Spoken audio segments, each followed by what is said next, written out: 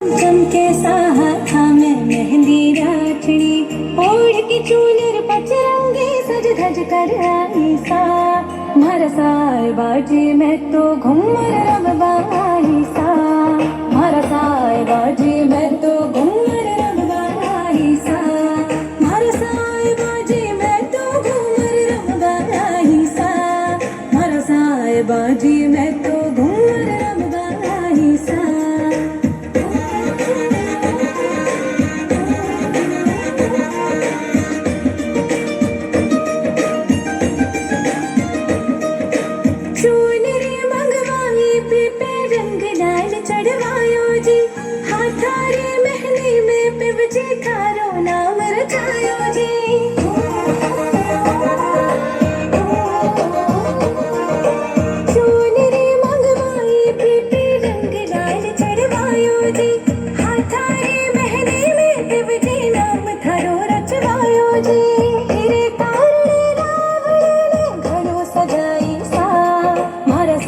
बाजी मैं तो घूमर रब बाई सा मारा साए बाजी मैं तो घूमर रब बाई सा मारा साए बाजी मैं तो घूमर रब बाई सा मारा साए बाजी मैं तो घूमर रब बाई सा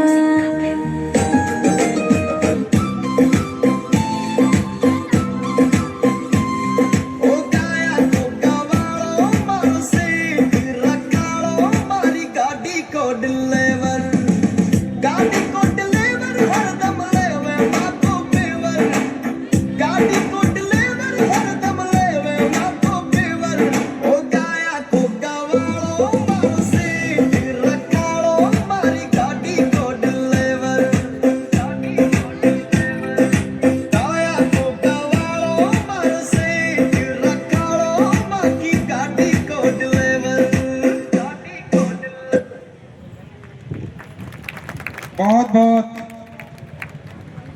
तालियां इन बच्चों के लिए। लीजिए, कार्यक्रम को आगे बढ़ाते हुए मैं बाबा साहब के जीवन पर प्रकाश डालने के लिए संक्षिप्त में आमंत्रित करता हूं श्रीमान गिरधर सिंह जी। श्रीमान गिरधर सिंह जी,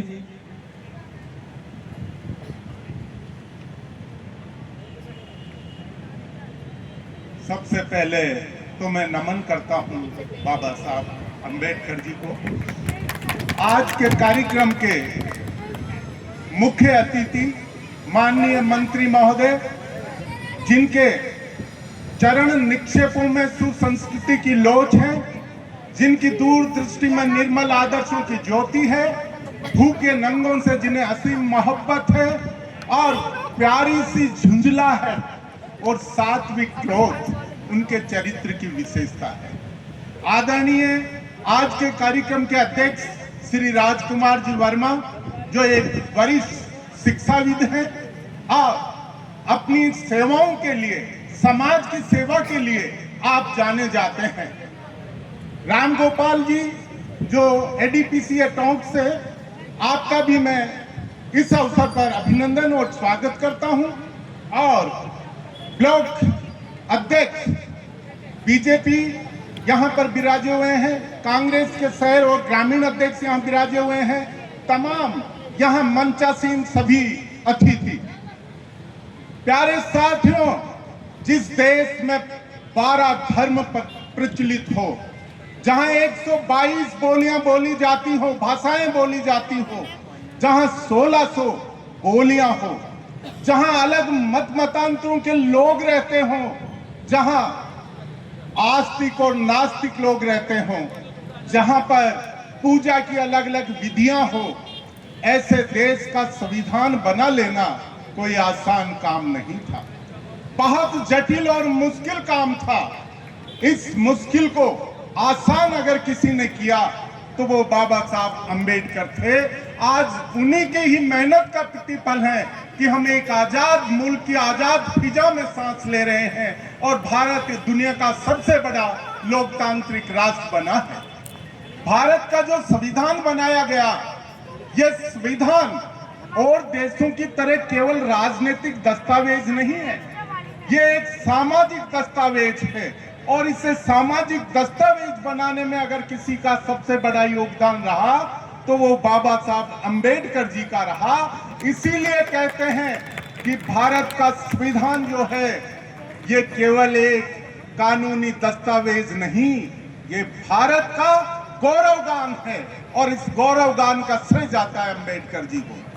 प्यारे मित्रों, चाहे भारत के प्रधानमंत्री इंदिरा गांधी जी रही हो, चाहे भारत के प्रधानमंत्री अटल बिहारी वाजपेयी जी रहे हो, चाहे राजीव गांधी जी रहे हो, चाहे मनमोहन सिंह जी रहे हो और चाहे मोदी जी रहे हो, जब आप विदेश यात्रा में जाते हैं और अपना भाषण शुरू करते हैं तो उसमें बाबा साहब अंबेडकर जी के कोटेशन, उनके शाश्वत विचार जो है बिना भाषण पूरा ही नहीं होता है। इतना बड़ा व्यक्तित्व के धनी थे अंबेडकर साहब। आपकी जानकारी के लिए मैं बता दूं कि अंबेडकर जी ने इतने पुरस्कार प्राप्त किए जो शायद दुनिया में किसी ने प्राप्त नहीं किए होंगे। इतनी शिक्षा की डिग्रियां उन्होंने ली, वो 32 विषयों की तो डिग्री थी उनके पास, 5 विषयों में वो पीएचडी थे। और यहां तक आप देखेंगे कि एक ऐसा विषय जो डीएससी होता है, संसार में सिर्फ 5 लोगों ने ये डिग्री हासिल की है। और भारत के इतिहास में, स्वतंत्र भारत के इतिहास में और स्वतंत्र भारत के इतिहास में सिर्फ एक व्यक्ति को यह डिग्री मिली थी, वो बाबा साहब अंबेडकर थे। कि संसार के 5 लोगों को यह डिग्री मिली है, जिसमें भारत का एकमात्र व्यक्ति अगर कोई है जो ये डिग्री लेके आया, उसका नाम अंबेडकर था। वो भारत रत्न थे वास्तव में। उनके प्रयास से अभी अनाउंसर जी बोल रहे थे कि रिजर्व बैंक ऑफ इंडिया की स्थापना हुई। आपकी जानकारी के लिए बता दूं कि जब से रिजर्व बैंक ऑफ इंडिया की स्थापना हुई है, 29 गवर्नर जनरल बने हैं।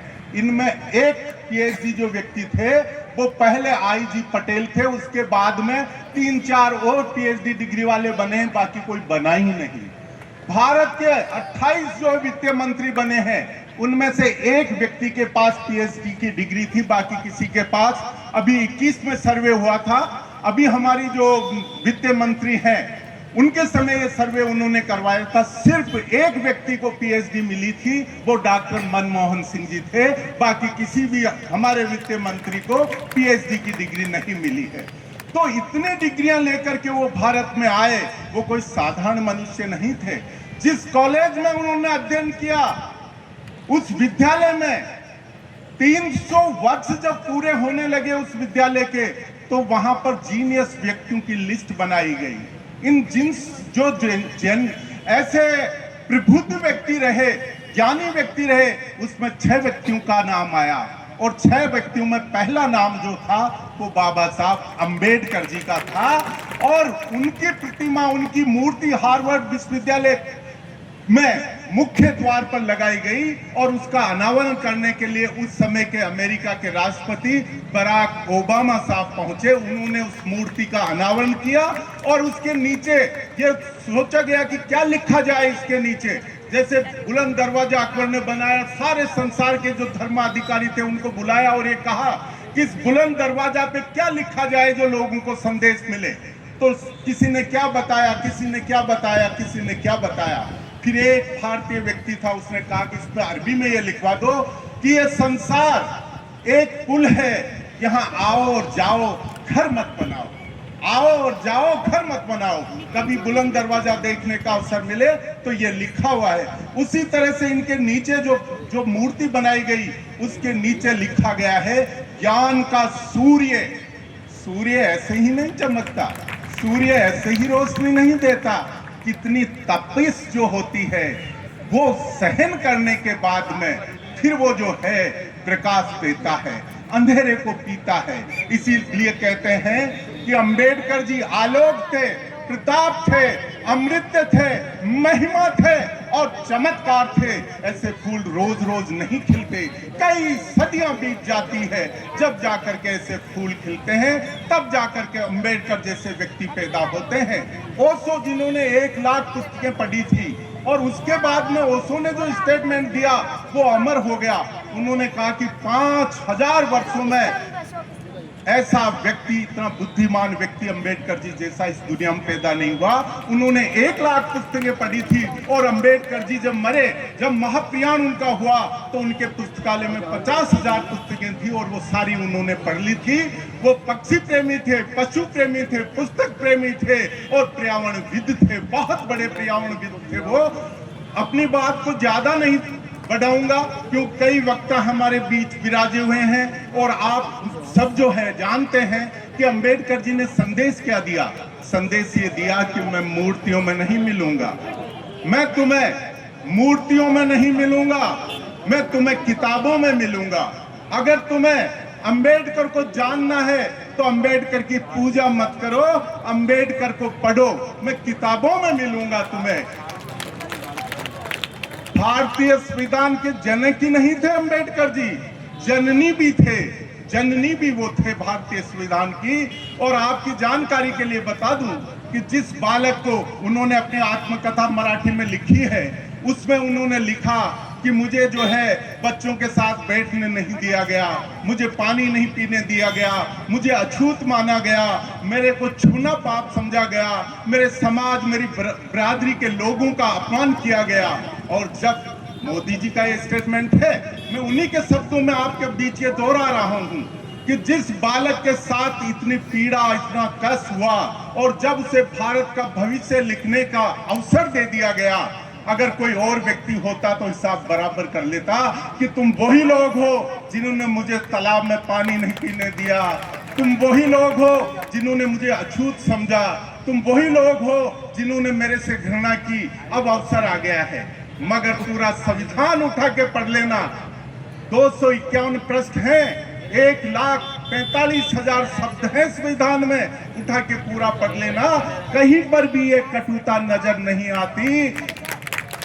जो दलित है वो भी मेरा है, जो स्वर्ण है वो भी मेरा है, जो शासित है वो भी मेरा है, जो शोषित है वो भी मेरा है, जो गोरा है वो भी मेरा है, जो काला है वो भी मेरा है, हिंदू भी मेरा है, मुसलमान भी मेरा है। इसी भावना से भारत मजबूत बने, भारत का संवैधानिक ढांचा मजबूत रहे, भारत निरंतर प्रगति करता रहे, इन तमाम चीजों को ध्यान में रख करके और 200 वर्ष की आगे तक की सोच को ध्यान में रख करके और अंबेडकर जी ने संविधान की रचना की और हमारा संविधान जो है वो अस्तित्व में आया।